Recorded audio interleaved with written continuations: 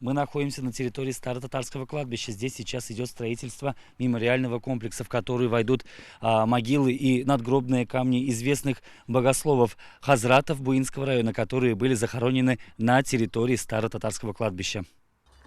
Буинский историк Рашид Амишев во время начавшейся в 2017 году очистки мусульманского кладбища обнаружил, что на территории находятся могилы многих исторических личностей. Это ишаны, религиозные деятели, меценаты. Историк начал интересоваться их судьбами и изучать их. Всего обнаружено около 200 таких могил.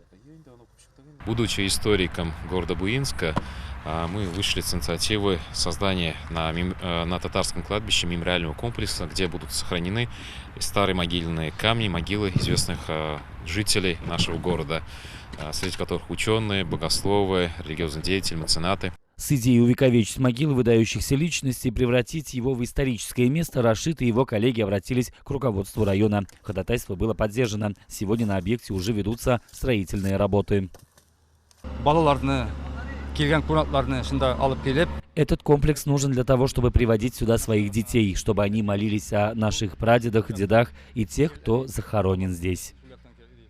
Исторический комплекс планируют открыть к весне следующего года. Рашид Амишев собирается написать книгу о людях, похороненных в этих могилах. В сборнике будут также записи об участниках строительства памятника на этом месте. Рустем Ахмадуллин, Ильнур Кадыров. Новости Татарстана.